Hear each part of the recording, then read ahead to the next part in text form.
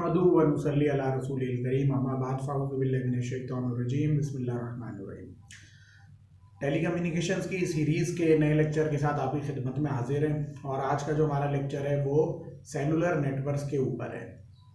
देखिए, cellular networks या cell phones किस तरह से काम करते हैं और उनका नेटवर्क का डिज़ाइन किस तरह से होता है, इसको समझने के लिए हमें वहाँ से बात को स्टार्ट करना पड़ेगा जहाँ से एक कस्टमर जाकर एक सेल फोन के लिए एक सिम परचेज करता है। सिम, जिसको आसान अल्फाज में सब्सक्राइबर आइडेंटिटी मॉड्यूल भी कहा जाता है, ये एक ऐसा मेमोरी कार्ड या एक ऐसा कार्ड होता है जिसके अंदर सब्सक्राइबर की तमाम तरह डिटेल्स जो होती हैं वो शामिल होती हैं। उसके अंदर सब्सक्राइबर का जो टेलीफोन नंबर होता है और बाकी उसकी जो इन्फॉर्मेशन होती है वो उस सिम के अंदर स्टोर हुई भी होती है।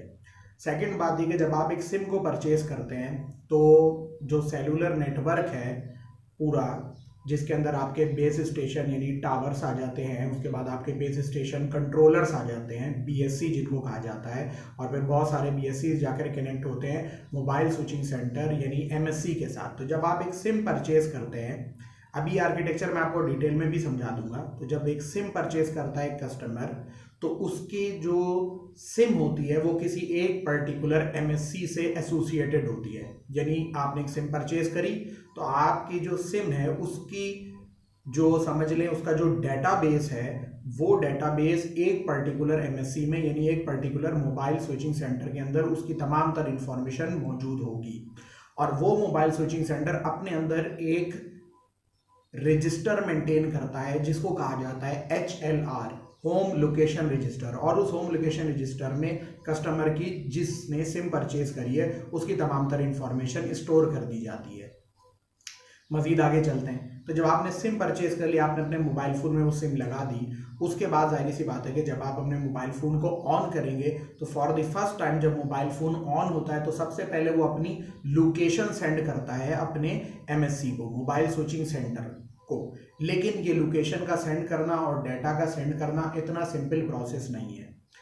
देखिए, जर्नली होता ये है कि एक मोबाइल फ़ोन कनेक्टेड होता है अपने कंपनी के करीब तरीन टावर के साथ। आप लोगों ने अपने घर के आसपास भी मोबाइल फ़ोन के टावर लगे हुए देखे होंगे। इन टावर्स को कहा जाता है BTS, बेस ट्रांसीवर स्टेशन। यानी आप ये कह सकते हैं कि MS का मोबाइल फ़ोन का या मोबाइल सब्सक्राइबर का ताल्लुक जो जुड़ता है सबसे पहले वो किससे जुड़ता है? BTS के साथ, बेस ट्रांसीवर स्टेशन। और फिर बहुत सारे जो BTS हैं वो जाके कनेक्ट होते हैं BSC के ऊपर, बेस स्टेशन कंट्रोलर, और बेस स्टेशन कंट्रोलर फिर जाकर आपके MSC से मोबाइल स्विचिंग सेंटर के साथ जाके क्या होता है? कनेक्ट होता है। और फिर ये जो मोबाइल स्विचिंग सेंटर होता है ये PSTN के नेटवर्क के साथ यानी पब्लिक स्विच्ड टेलीफोन नेटवर्क के साथ या IP के नेटवर्क के साथ, डिपेंडिंग अपॉन कि आप कौन सी जनरेशन ऑफ मोबाइल फोन्स इस्तेमाल कर रहे हैं, तो ये उस हिसाब से इंटरनेट के नेटवर्क पे या PSTN के नेटवर्क पे जाके जुड़ जाता है। आप सबसे पहली चीज तो ये समझ लीजिए कि मोबाइल स्टेशन और बेस ट्रांसीवर स्टेशन यानी मोबाइल स्टेशन और जो नजदीक तरीन आपका टावर है इनके दरमियान में क्या होता है। मोबाइल स्टेशन और BTS के दरमियान में चूंकि non line of site communication होती है, जाहिर सी बात है आप फ़ोन पर बात करते हुए अपने टावर के साथ एकदम सीध में तो आके बात नहीं करते, बल्कि आप तो घर के किसी भी कमरे में रहते हुए बात करते हैं। तो आप तक जो मोबाइल फ़ोन की रेज पहुंचती हैं, वेव्स पहुंचती हैं BTS से, या आपके मोबाइल से जो सिग्नल जाता है BTS को non line of site communication से जाता है। तो ये जो कम्युनिकेशन है ये नॉन लाइन ऑफ साइट है, और non line of site communication के लिए सबसे सुइटेबल चीज हमारे पास है रेडियो वेव्स। तो मोबाइल स्टेशन से BTS के दरमियान में आपके पास रेडियो इंटरफेस होता है यानी रेडियो वेव्स ट्रेवल करती हैं। एक BTS जरूरी नहीं है कि एक BTS जो है वो फौरी तौर से एक BSC से कनेक्ट हो जाए। BTS टू BTS कम्युनिकेशन भी होती है। और आपने अपने मोबाइल फ़ोन के ऊपर दो तरह के एंटीनाज लगे हुए देखे होंगे। एक आपने अपने मोबाइल फ़ोन के टावर के ऊपर दो तरह के एंटीनाज लगे देखे होंगे। एक आपने देखा है इस तरह से रेक्टेंगुलर एंटीना, ये सेक्टर डायरेक्शनल एंटीना कहलाता है। और ये जो सेक्टर डायरेक्शनल एंटीना होता है ये मोबाइल फ़ोन और टावर के दरमियान में रेडियो वेव की कम्युनिकेशन कराता है, तभी ये थोड़ा सा नीचे की तरफ टिल्टेड होता है। ऐसे इलाकों में खासतौर से जहां पर कस्टमर बहुत ज़्यादा पाए जाते हैं तो इसको टिल्ट किया जाता है नीचे की तरफ। हाँ, जहाँ पर कस्टमर बहुत दूर दूर हैं और टावर भी दूर दूर हैं तो फिर ये स्ट्रेट इस तरह से होते हैं, बहरहाल ऊपर फेस कभी भी नहीं करते, इस तरह स्ट्रेट होते हैं। ये मोबाइल फोन और टावर के दरमियान के लिए कम्युनिकेशन के लिए यूज होता है। लेकिन इसके अलावा आपने अपने सेलुलर नेटवर्क के टावर के ऊपर जो है वो गोल वाली माइक्रोवेव डिशेस भी लगी हुई देखी हैं। ये वो माइक्रोवेव डिशेस होती हैं जो एक टावर को दूसरे टावर के साथ कम्युनिकेट करवाती हैं और लाइन ऑफ साइट कम्युनिकेशन पे काम करती हैं। मोबाइल फोन की टेक्नोलॉजी में ये दो वेव्स को बहुत इंपॉर्टेंट तरीके से समझिए। एक रेडियो वेव की चूंकि वेवलेंथ बड़ी होती है इसलिए उसके लिए मुड़ना जो होता है वो आसान होता है, उसमें डिफ्रैक्शन का फिनोमिना बड़े आराम से पाया जाता है। लेकिन जो माइक्रोवेव होती है उसकी वेवलेंथ छोटी होती है और वेवलेंथ छोटी होने की वजह से उसके लिए बेंड होना चूंकि मुश्किल होता है, तो माइक्रोवेव जो है लाइन ऑफ साइट कम्युनिकेशन कर सकती है। उसका ट्रांसमीटर और रिसीवर बिल्कुल एक दूसरे को प्रॉपर फेस करने चाहिए। तो एक टावर से दूसरे टावर के दरमियान में जो माइक्रोवेव लगाई जाती है वो बिल्कुल लाइन ऑफ साइट के ऊपर लगाई जाती है। तो बीटीएस से बीएससी की तरफ या बीटीएस से दूसरे बीटीएस की तरफ जो कम्युनिकेशन होती है सारी लाइन ऑफ साइट होती है और इसके लिए इस्तेमाल की जाती है माइक्रोवेव। फिर जो बीएससी होती है उसका जो कनेक्शन होता है वो किसके साथ होता है, मोबाइल स्विचिंग सेंटर के साथ होता है। और मैंने आपको बताया कि आप जो सिम परचेज करते हैं तो आप एक पर्टिकुलर एमएससी के अंदर क्या हो जाते हैं, एक पर्टिकुलर एमएससी के अंदर आप रजिस्टर हो जाते हैं उसके होम लोकेशन रजिस्टर में। ये मैंने आपको एक कम्युनिकेशन का मॉडल बताया कि किस तरीके से डाटा ट्रैवल करता है। जाहिर सी बात है जब आप सिम लगाते हैं तो आप एक पर्टिकुलर नेटवर्क का हिस्सा बन जाते हैं। जब आप कॉल करते हैं तो आपका एनालॉग जो साउंड वेव है, साउंड वेव क्योंकि नेचुरल वर्ल्ड एनालॉग है, एनालॉग कहते हैं ऐसी वैल्यूज को जो टाइम में भी कंटिन्यूअस हो और वैल्यू में भी कंटिन्यूअस हो, जबकि डिजिटल उन वैल्यूज को कहा जाता है, उन ऐसे सिग्नल को कहा जाता है जो टाइम में और वैल्यू के अंदर डिस्क्रीट हो। ठीक हो गई। तो नेचुरल वर्ल्ड तो continuous in time and continuous in value है, तो आपका जो साउंड वेव होता है ये एनालॉग होता है। ये साउंड वेव एनालॉग वेव जब मोबाइल फोन के स्पीकर में दाखिल होते हैं तो वहां पर इंड्यूस करते हैं इलेक्ट्रिकल पल्सेस को और वो इलेक्ट्रिकल पल्सेस फिर कन्वर्ट होती हैं एनालॉग से किसके अंदर, डिजिटल के अंदर। और बाद में क्योंकि हम जानते हैं कि इतनी एनर्जी नहीं होती उन डिजिटल पल्सेस के पास कि वो लॉन्ग डिस्टेंस के ऊपर ट्रेवल कर सकें, तो फिर आप इसको हाई फ्रीक्वेंसी के कैरियर के ऊपर बिठाकर चैनल एक्वायर करके, कौन सा चैनल एक्वायर करके, एक पर्टिकुलर फ्रीक्वेंसी एक्वायर करके। किससे लेंगे पर्टिकुलर फ्रीक्वेंसी, आप मोबाइल फोन है तो आप बीटीएस से लेंगे पर्टिकुलर फ्रीक्वेंसी और उसके बाद आप अपना डाटा जो है वो सेंड करना शुरू कर देंगे अपने बीटीएस को। बीटीएस से ये डाटा जाएगा, जाहिर सी बात है आगे और आगे होते होते हो ये एमएससी के पास पहुंच जाता है और एमएससी फिर ये देखता है कि जो डेस्टिनेशन है जहाँ जिस बंदे को आपने कॉल करी है वो कहाँ पर मौजूद है। अगर वो किसी दूसरे एमएससी के कह लीजिए कि दूसरे एमएससी की HLR में पाया जाता है तो ये आपका जो एमएससी है वो इस कॉल को राउट कर देगा दूसरे एमएससी की तरफ और फिर वो एमएससी जो है वो क्या करेगा, उस पर्टिकुलर कस्टमर को उस पर्टिकुलर डेस्टिनेशन को आइडेंटिफाई करके उस तक आपकी कॉल को फॉरवर्ड कर देगा। पर इसमें अभी चंद बातें और भी है, मैं आगे चलकर आपको बताऊंगा। अगली चीज है एनालॉग वर्सेस डिजिटल। मैंने आपको बता दिया सेलुलर नेटवर्क का आर्किटेक्चर मैंने आपके सामने रख दिया। तो सेलुलर नेटवर्क का या जीएसएम का जो जनरल आर्किटेक्चर है, आगे की जनरेशन भी उसी को ही फॉलो कर रही है। 3G तो वैसे भी 2G के साथ बैकवर्ड कंपैटिबल है। तो जो सेलुलर नेटवर्क का जो आर्किटेक्चर है वो बड़ा सिंपल सा है। सेलुलर नेटवर्क का आर्किटेक्चर इस तरह की, आपके पास जो भी इलाका अवेलेबल है आप उस इलाके को छोटे छोटे सेल्स के अंदर तोड़ देते हैं। यानी कि मिसाल के तौर से मैं एक डायग्राम से आपको समझाता हूँ कि ये मेरे पास एक डायग्राम मौजूद है। इस डायग्राम के अंदर मैं आइडियली हेक्सागोन्स बनाना शुरू कर दे रहा हूं। ये मैंने क्या बनाना शुरू कर दिए इस एरिया के अंदर। ये वो एरिया है जिसमें मोबाइल फोन कंपनी ने अपना जो है वो सेलुलर नेटवर्क लेआउट करना है। तो ये मैं इसके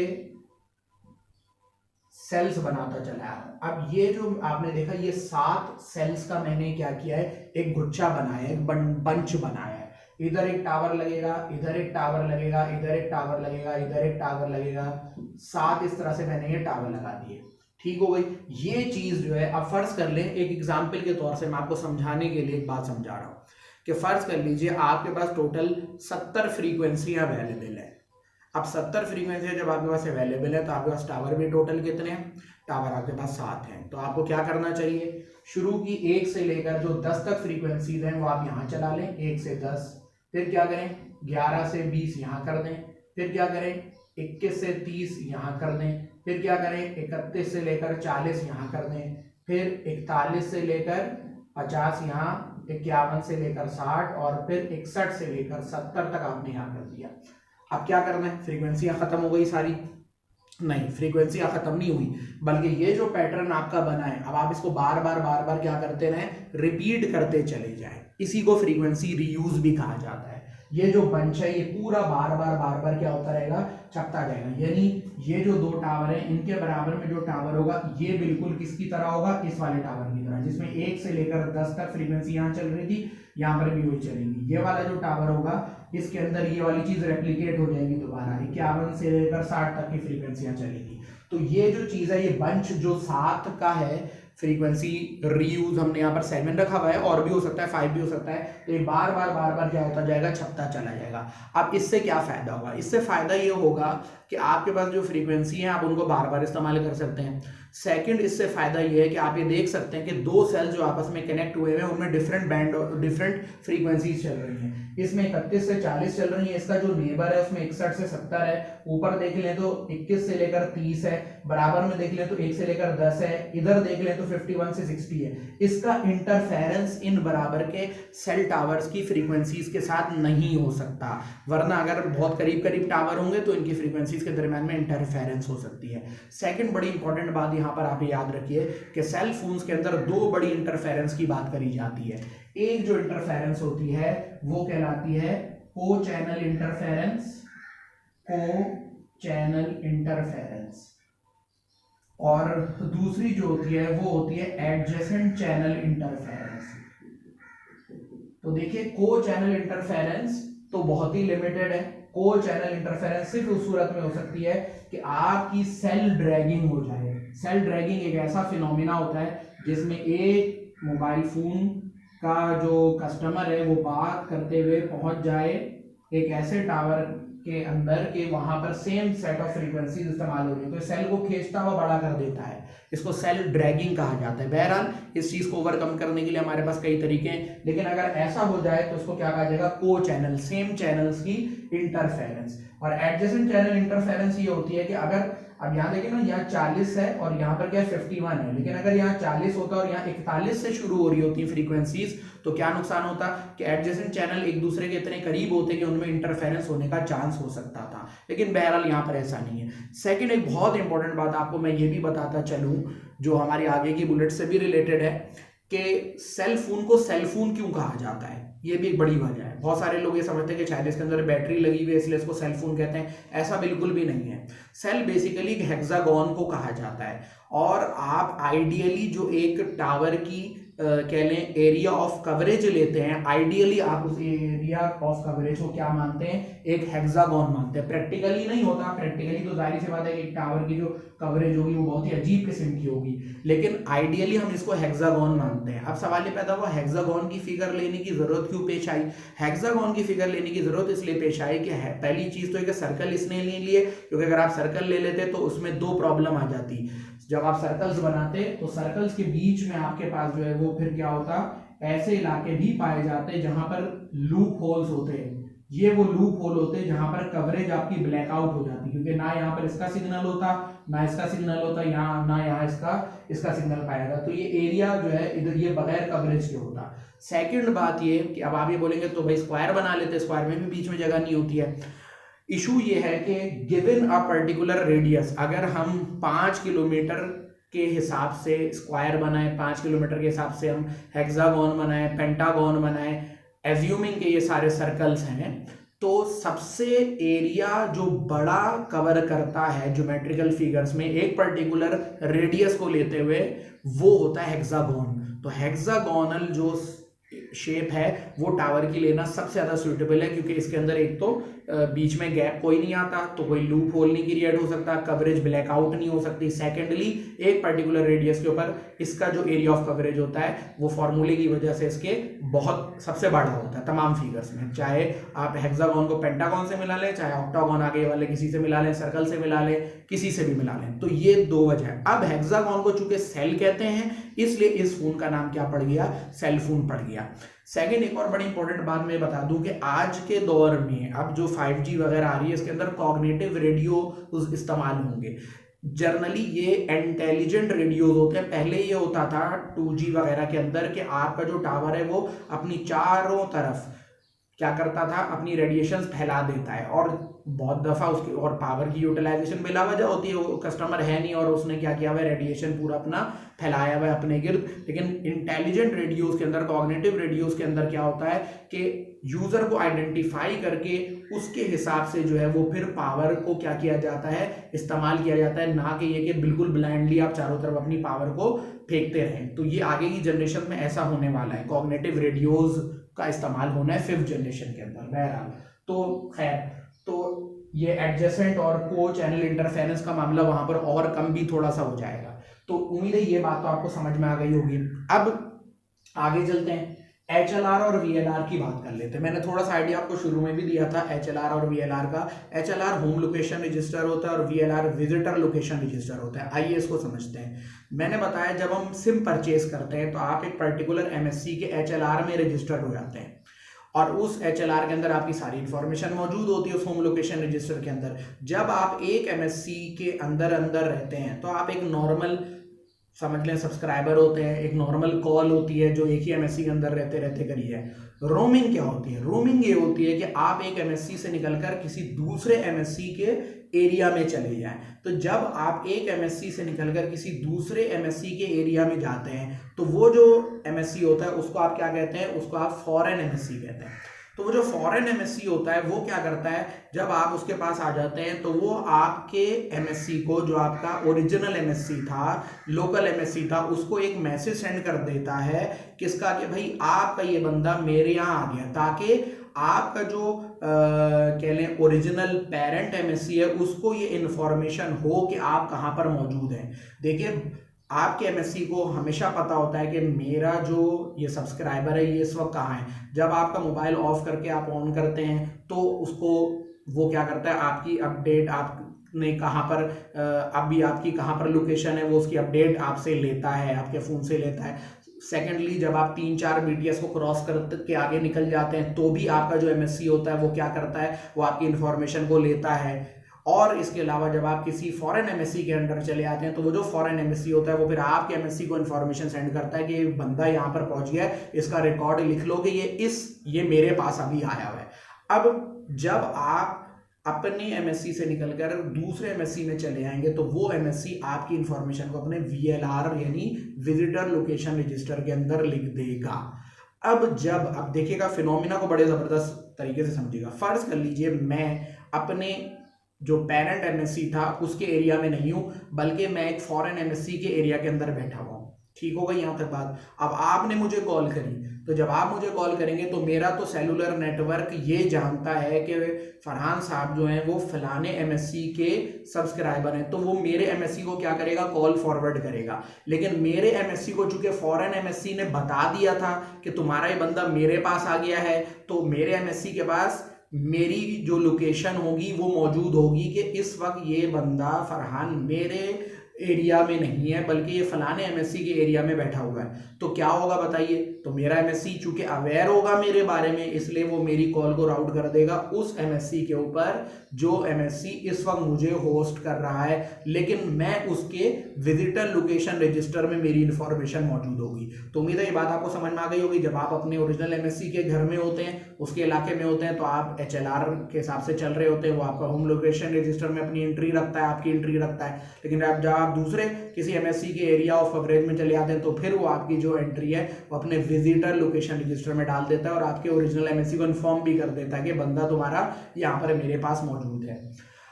तो फाइनली हम अपनी आखिरी बात पर आ जाते हैं, जिसमें पहली बात तो मैंने, बल्कि 2 बातें मैं आपको पहले भी बता ही दी हैं कि सेलफोन को सेलफोन कहने की वजह क्या है और फ्रीक्वेंसी रीयूज का हमें क्या फायदा है। यहाँ पर मैं ये बात भी आपको बता दूं कि सेल्स की भी पर्टिकुलर बहुत सारी टाइप्स होती हैं। सेल मैक्रो सेल भी होते हैं और सेल माइक्रो और पीको सेल्स भी होते हैं।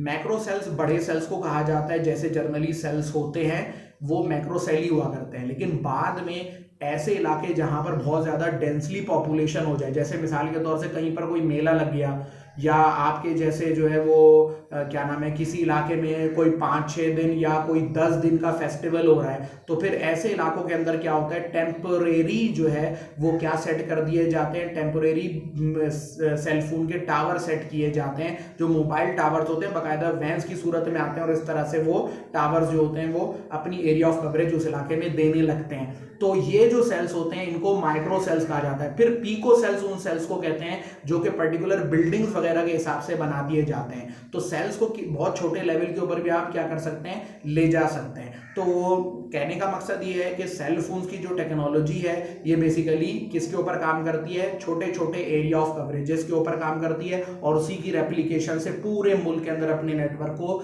ये फैला देते हैं। तो उम्मीद है आपको हमारा ये टॉपिक आज का पसंद आया होगा। इस वीडियो को लाइक करिएगा, चैनल को सब्सक्राइब करिए और आगे इसको शेयर भी करिए। इंशाल्लाह ताला नेक्स्ट वीडियो में टेलीकम्युनिकेशंस के नेक्स्ट टॉपिक के साथ आपकी खिदमत में हाजिर होंगे। तब तक अस्सलाम वालेकुम व रहमतुल्लाहि व बरकातहू।